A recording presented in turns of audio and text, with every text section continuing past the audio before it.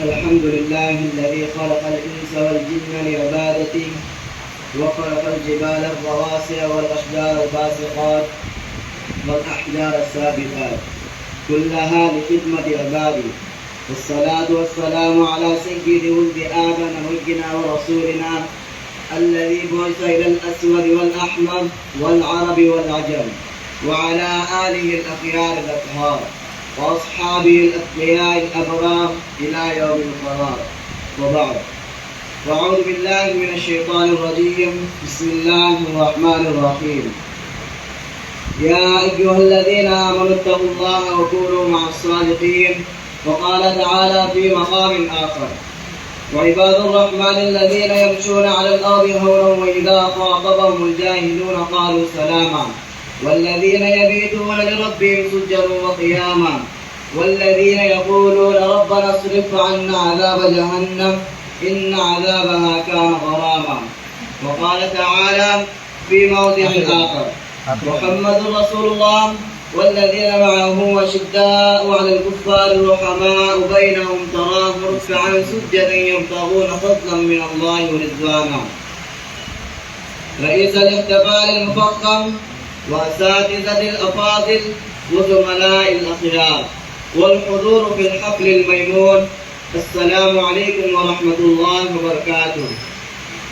فقد لج بي شوق بالغ وحنين كثير إلى أن ألقي كلمة عربية مختصرة سلسة حول موضوع سنة الله تعالى في الأرض، فالرجاء منكم أجمعين أن تستمعوا لكلمة الوجيزة بجميع قواكم وفي صمت ووقار، وتصمموا العزم على الاتيان بالأعمال الصالحة والأخذ بما آتاكم الرسول صلى الله عليه وسلم عملا بالآية.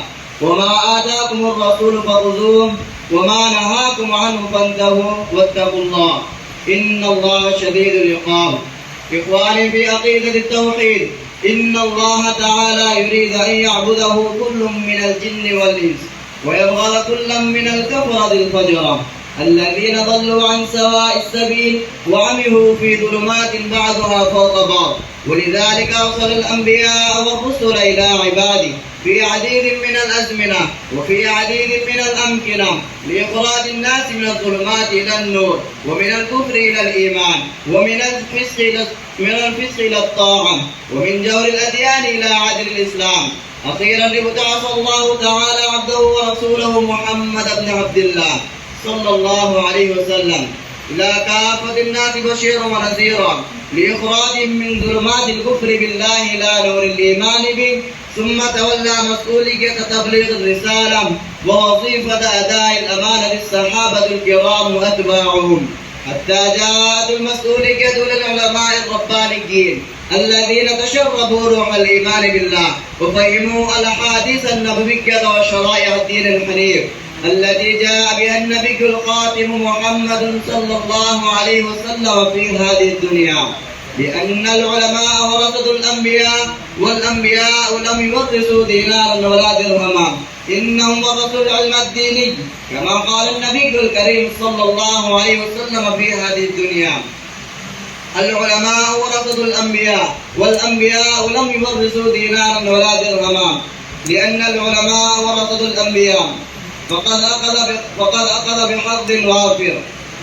عباد الله، نحن نعيش في بلاد الهند التي تبتعد عن معهد الإسلام كثيرا، والتي كان يعيش فيها الكفرة الفجرة الضالون عن الصراط المستقيم وحدهم، إلا أنه بعد أن بذل المسلمون كل ما كانوا يملكون من أموال وممتلكات وأراض لنشر رسالة الإسلام في أرجاء العالم كله، فامتلأت الهند بالعلماء المستميتين والصلحاء الصادقين والمسلمين المغامرين في سبيل الدين، وصاد الهند الصدق والعدل والوفاء والتوكل والرضا والإخلاص، وجعل الناس يعيشون في طمأنينة ووقار واعتدال واتزان وعدل وأمانة.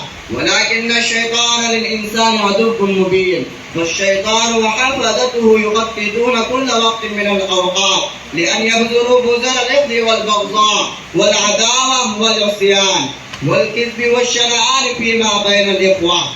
والأصدقاء والأحباء والآباء والأبناء والأمهات والناس والأمهات والبنات والناس أجمعين.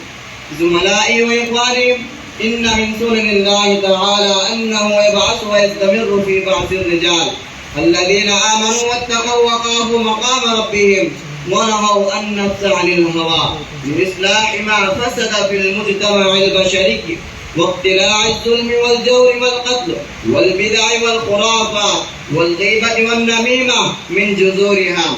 فترى أنه لما فسدت البيئة في زمن الشيخ المجدد للألف الثاني سيد أحمد السرهندي رحمه الله تعالى، وجعل الناس يخضعون لإخوة الشياطين وأبنائهم ويرغبون في عبادة الأصنام والسجود للأوثان والملوك والسلاطين، فقام المجدد للألف الثاني على رؤوس الأشهاد متصلحا بسلاح التقى والورع والصدق والأمانة والجرأة والشجاعة والوفاء والثقة بالله القدير والنصر من الله الجليل، حتى قضى على الفتنة في مهدها وأخضع الناس لأوامر الله تعالى.